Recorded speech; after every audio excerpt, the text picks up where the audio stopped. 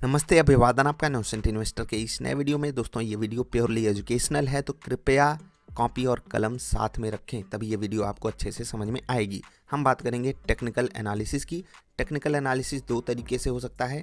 पहला होता है क्या यूज करके टेक्निकल इंडिकेटर्स, और दूसरा होता है क्या यूज करके कैंडल्स। जी हाँ, हम बात करेंगे कैंडल के बारे में, जो कि आपको बहुत आसान सा ट्रेड दिलाती है। मैंने इसके बारे में बहुत पहले बात आप लोगों के साथ की थी, लेकिन अभी उस चीज़ को थोड़ा सा रिफ्रेश करेंगे, अच्छे से आसानी से समझेंगे। ठीक है, कैंडल का नाम है, क्या नाम है? कैंडल का नाम है हैमर। ठीक है, अब हैमर की हिंदी क्या होती है आप सबको पता होगी। हैमर की जो हिंदी होती है वो होती है हथौड़ा। ठीक है, हथौड़ा क्या होता है आपको बताते हैं। जब भी कभी किसी चीज़ को तोड़ना होता है, फोड़ना होता है, कभी कभी जोड़ना होता है, तो यूज किया जाता है हथौड़ा। ठीक है, कहते हैं ना कि लोहा गर्म है, हथौड़ा मार दो। इसका मतलब क्या है कि लोहा अभी कमज़ोर है, हथौड़ा मजबूत चीज़ होती है, उसको मार दो और उसको उसके डिजायर्ड शेप में आप कर सकते हो। तो ये उस कहावत की बात हो गई। अभी बात करते हैं कि मार्केट में हथौड़ा कब बनता है और हथौड़े का उपयोग हमको कैसे करना चाहिए। तो मैं आपको आगे बढ़ने से पहले दो बातें बताना चाहूँगा। पहली बात जो ज़रूरी है वो ये कि भैया, जब आप टेक्निकल इंडिकेटर यूज़ करते हो तो वहाँ पर मेरा पर्सनल फेवरेट इंडिकेटर है मूविंग एवरेज। ठीक है, मूविंग एवरेज क्यों फेवरेट है, उसके लिए आप मूविंग एवरेज वाली वीडियो जा करके देख लो, समझ जाओगे। क्योंकि आसान है, बहुत ही नॉर्मल सेंस में आप इस चीज़ को समझ सकते हो और बहुत ही आसानी से ट्रेडिंग करना चालू कर सकते हो with the help of moving average, इसीलिए वो मेरा फेवरेट है। उसके अलावा भी बहुत सारे इंडिकेटर्स होते हैं, वो तो आप जानते ही हो। ठीक, तो मूविंग एवरेज कब अच्छा होता है? जब आप टेक्निकल इंडिकेटर्स का यूज कर रहे हो। लेकिन अगर आप प्योरली कैंडल का यूज करके ट्रेड करना चाहते हो तो हैमर जो है वो मुझे काफ़ी पसंद है और काफ़ी आसान है, इसीलिए पसंद है। ठीक है, अब हैमर को थोड़ा सा समझ लेते हैं। नॉर्मली हथौड़ा किस शेप में होता है आपने देखा होगा, मुझे वो नहीं पता है। समथिंग इसी तरीके का हथौड़ा होता है, ये पकड़ने वाली जगह होती है, इसको पकड़ो और मे बी एक तरफ नुकीला होता है, एक तरफ ऐसे होता है। ठीक है, फ्लैट सरफेस होती है। तो जो भी है, मैंने आई होप कि लगभग सही हथौड़ा बनाया है। तो ऐसे लगभग होता है हथौड़ा, आप यहाँ पर पकड़ते हो हाथों से और इधर से ठोंकते हो, इधर से कुछ भी जो भी है उपयोग होता है उसका। अब सोचिए कि कैंडल ऐसी कब बनती है, समझिएगा कैंडल ऐसी कब बनती है। आपको दिखाएंगे, चार्ट पे भी चल के दिखाएंगे, लेकिन मैं आपको समझा रहा हूँ। लेट्स से कि मार्केट यहाँ पर ओपन हुई। ठीक है, आपकी एक जो कैंडल होती है वो लगभग ऐसे होती है, ये होती है आपकी कैंडल। लेट्स से कि मार्केट यहाँ पर ओपन हुई। ठीक, ओपन अगर यहाँ हुई और यहाँ करके क्लोज की, यानी कि ये जो कैंडल हो जाएगी रेड हो जाएगी ना, क्योंकि खुली यहाँ पर, क्लोजिंग यहाँ पर दी। लेट्स से कि लो उसने यहाँ पर बनाया और हाई उसने यहाँ पर बनाया। ये एक टिपिकल कैंडल हो गई, ये हाई, ये लो हो गया, ये हाई हो गया, ये ओपन हो गया, ये क्लोज हो गया, तो ये एक रेड कैंडल है। इसका अपोजिट भी आप जानते हो, जब ये ग्रीन कैंडल बनेगी तो लो यहीं रहेगा, हाई वहीं रहेगा, बस ओपनिंग और क्लोजिंग अपनी जगह बदल लेंगे। ठीक है, कैंडल हो जाएगी वो ग्रीन। लेकिन एक और सिनारियो समझिए कि कभी कभी ऐसा होता है कि मार्केट यहाँ पर खुलती है, ठीक है, नीचे जाती है और ये जो रिकवरी है, मतलब कि जो लो बना है उससे बहुत ज़्यादा दूरी बना लेती है बाज़ार। ठीक है, गिर रही थी बाज़ार, लेट्स से कि ये एक कैंडल बनी आपकी। ठीक है, ये एक आपकी कैंडल बनी और ये जो कैंडल है वो ऐसे रिकवर करके आई है, मतलब बाज़ार का लो यहाँ पर बना और ये जो कैंडल है यहाँ तक रिकवर कर गई। क्या ये हथौड़े जैसा थोड़ा सा लगा? जी हाँ, थोड़ा सा लगा, लेकिन एग्जैक्टली नहीं लगा। इसीलिए यहाँ पर एक रूल काम आता है, रूल ही समझो इसको आप, क्योंकि ये आपकी काफ़ी हेल्प करेगा कि जो दो पार्ट है वो एज आ रिकवरी आपके सामने मौजूद होना चाहिए और एक पार्ट जो है वो नॉर्मल कैंडल की जो बॉडी है वो होनी चाहिए। इसको आपको कैसे समझा दूं मैं? ऐसे समझाता हूं कि देखो, जब हमारा हथौड़ा था ये, तो कम से कम दो पार्ट तो यहाँ पर होना चाहिए, हाथ पकड़ने वाला, क्योंकि वहाँ पर जगह भी चाहिए होती है। और वही मार्केट में भी है कि जो रिकवरी है वो काफ़ी बढ़िया वाली आई होनी चाहिए, तभी तो हमको दिखेगी कि वो बाइंग है। अब ये चीज़ कैसे काम करती है मैं आपको समझाता हूँ। देखिए, ये आपकी ओपनिंग हुई, ठीक है, बाज़ार नीचे गई, बाज़ार नीचे गई, उसके बाद यहाँ से आनी चालू हुई रिकवरी, यानी कि यहाँ पर अवेलेबल है कौन? बायर्स, खरीदार अवेलेबल हैं। तो वो जब स्टॉक को ऊपर ढकेल रहे हैं, लेट्स से कि यहाँ पर खुला था स्टॉक, वो नीचे गया, फिर यहाँ से बाइंग आना चालू हुई, वो यहाँ तक आ गया। इसका मतलब कि बायर्स की जो स्ट्रेंथ है वो सेलर्स की स्ट्रेंथ से 2x है। ठीक है, यहाँ पर सेलिंग चालू हुई थी, सेलिंग लेकर के गई 3 पार्ट और बायर उसका 2 पार्ट बचा गए। इसीलिए ये जो हैमर होता है इसको बुलिश बोला जाता है, ठीक है। और ये कब बनता है, जब बाजार फॉल कर रही हो, जब आपका स्टॉक फॉल कर रहा हो, ठीक है। तो ये हो गया बुलिश पैटर्न, इसको बोला जाता है हैमर, और ये यूज होता है बाइंग के लिए, ठीक है। अभी इसको नोट करिए, मैं इसको चार्ट पे भी आपको दिखाऊंगा। अब बात करते हैं दूसरी चीज़ की, दूसरे वाले हैमर की, जिसको आप बोल सकते हो इन्वर्टेड हैमर, ठीक है। इन्वर्टेड हैमर कब यूज किया जाता है, जब बाजार में आपको सेलिंग करनी हो, यानी कि जब स्टॉक गिरने वाला हो उससे पहले आप उसको पकड़ सकते हो with the help of inverted hammer. ये कैसे बनता है, जस्ट अपोजिट होता है ये हैमर का। वहाँ पर क्या होता है, बाजार खुलती है, ऊपर जाती है, ठीक है, और फिर सेलर्स हावी हो जाते हैं और क्लोजिंग यहाँ पर दी जाती है बाजार, यानी कि ऊपर गई बाजार, ऊपर नहीं टिक पाई, सेलर्स हावी हो गए और वो जो है क्लोजिंग ला करके यहाँ पर कर दिए।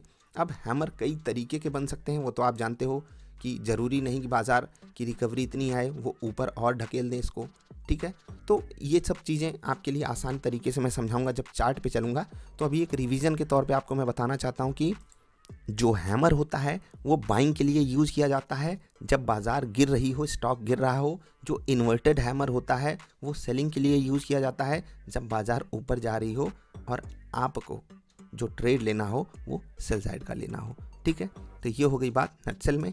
अब थोड़ा सा चलते हैं, कोई एक चार्ट खोलते हैं, बहुत ही रैंडम सा कोई चार्ट खोलेंगे, रैंडम नहीं, भारत की सबसे बड़ी कंपनी ले लें, रिलायंस ले लेते हैं। हम आपके सामने रिलायंस का चार्ट खोल लेते हैं, ठीक है, 1 मिनट, ये हो गया, ये आपके सामने रिलायंस का चार्ट है। अब कैंडल पहले हम ढूंढ लेते हैं, हम फिर आपको बताएंगे ट्रेडिंग स्ट्रैटेजी क्या होनी चाहिए।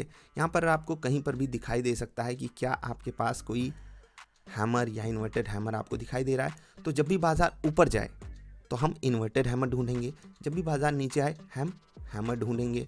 तो क्या ये कैंडल एक हैमर की जैसे दिख रही है, दिख तो रही है लेकिन एग्जैक्टली नहीं है, क्योंकि दो पार्ट हमको जो ये है इसकी विक जो है वो चाहिए होती है और एक ही पार्ट हमको चाहिए होती है कैंडल की बॉडी। तो ये हैमर तो नहीं है। आगे बढ़ते हैं, यहाँ पर भी हमको नहीं दिख रहा है, नहीं दिख रहा है। इसको आप एज अ हैमर ले सकते हो, ठीक है, इस वाली कैंडल को आप एज अ हैमर ले सकते हो, लेकिन वो कोई बहुत बड़ा तुक नहीं बना रही है, ठीक है। चलिए, एक यहाँ पर आपको ये कैंडल मिल गई, ये आपको इन्वर्टेड हैमर के रूप में दिखाई दे रही, बाजार ऊपर गई थी, ये आपको यहाँ पर इन्वर्टेड हैमर दिखाई दिया। देखो आप इसको भी ले सकते हो, उसका टेक्निकल एनालिसिस में या कैंडलस्टिक्स की भाषा में एक दूसरा नाम है, उसके बारे में बात कभी और करेंगे, लेकिन अभी बात कर लेते हैं इस वाली कैंडल की।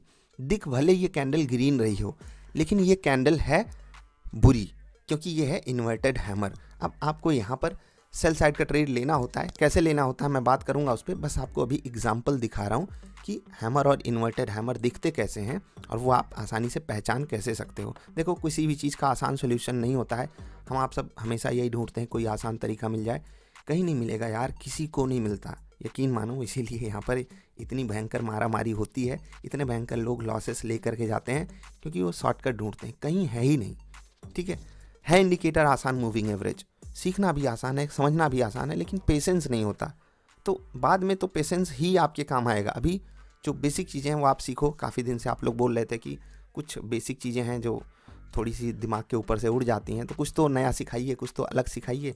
तो ना ही इसमें कुछ नया है, ना ही कुछ अलग है, बस एक चीज़ है कि हम आपको अलग तरीके से वही चीज़ बता रहे हैं जो बहुत सारे लोग बताए हुए हैं, बहुत सारी किताबों में, बहुत सारे आर्टिकल्स में पहले से ये चीज़ें अवेलेबल हैं, ठीक। अभी आगे बढ़ते हैं, हम क्या ढूंढ रहे थे, हैमर और इन्वर्टेड हैमर। देखिए यहाँ पर आपको ऊपर के लेवल पे हैमर मिला, लेकिन हमें जब भी बाजार नीचे से ऊपर आई हो इन्वर्टेड हैमर ढूंढना है, ठीक है। जैसे कि ये वाली कैंडल इन्वर्टेड हैमर हो सकती थी, लेकिन एग्जैक्टली नहीं, क्योंकि यहाँ पर जो विक है वो थोड़ी सी और बड़ी होती, तब हमको समझ में आता हाँ चलो ये इन्वर्टेड हैमर है। लेकिन ये भी कैंडल नेगेटिव ही होती है, उसके बारे में कभी और बात करेंगे। अभी बात करते हैं इन्वर्टेड हैमर की, यहाँ पर भी हमको नहीं मिला, ठीक है। थोड़ा सा और पीछे चलेंगे, इसमें हम बहुत आगे आ गए और बहुत ही रैंडम तरीके से मैंने स्टॉक पिक किया है, कुछ भी यहाँ पर मैं पहले से प्लानिंग करके नहीं बैठा था, इसीलिए ये थोड़ी सी जो है स्टॉक सिलेक्शन के बाद जो है पैटर्न्स ढूंढने में तकलीफ़ हो रही है। और ये जो पैटर्न है ना, ये थोड़े से कठिन होते हैं ढूंढने, खासकर ब्लू चिप स्टॉक्स में। वहाँ पर तो पूरी प्लानिंग के साथ पैटर्न वगैरह पे स्टॉप लॉस हंटिंग कराई जाती है, तो इसके लिए आपको पहले से ही वार्निंग है। बाकी एक आध और मिल जाए तो हम थोड़ा सा आपको समझाने में आसानी पा जाएंगे। आ जाओ यार, कोई तो हैमर दिखो। चलिए नीचे के लेवल पे इन्वर्टेड हैमर जैसी चीज़ें बन रही हैं। ऊपर यहाँ पर आप देख सकते हो लगभग इन्वर्टेड हैमर बना है, लेकिन ये 2 पार्ट होता तो ज़्यादा मज़ा आता। जैसे ये वाली कैंडल है, ये इन्वर्टेड हैमर के लगभग नज़दीक है। यहाँ पर आप देख सकते हो लगभग 2 पार्ट है इसमें, लगभग बता सकते हो, एग्जैक्टली वो भी नहीं है, लेकिन ये है लगभग इन्वर्टेड हैमर जैसी। ठीक, ये भी इन्वर्टेड हैमर जैसा है, ये एग्जैक्टली इन्वर्टेड हैमर जैसा है, लेकिन काफ़ी छोटी हो गई, उसको आप इग्नोर कर दो। ठीक है, तो ये जो कैंडल्स है ना, यही होती हैं लगभग इन्वर्टेड हैमर। अगर हम इनको बड़ा करके आपको दिखाएं तो यही आपके लिए इन्वर्टेड हैमर बन जाती हैं।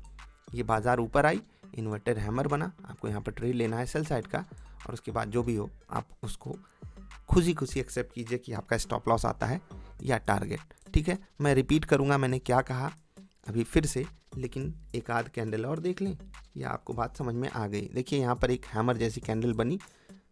ठीक है, ये हैमर जैसी कैंडल बनी और उसके बाद आपको यहाँ पर बाइंग देखने को मिली। खैर वो बात की बात है, जाने दीजिए। लोअर लेवल्स पे हैमर चाहिए, अपर लेवल पे इन्वर्टेड हैमर चाहिए। तो ये हो गई बात नॉर्मल सेंस की। देखिए यहाँ पर आपको लोअर लेवल पे एक बढ़िया वाला हैमर देखने को मिला ये, और यहाँ पर लगभग बाइंग आई। देखो हमेशा कोई भी टेक्निकल इंडिकेटर, कोई भी चार्ट, कोई भी तरीका काम नहीं आता।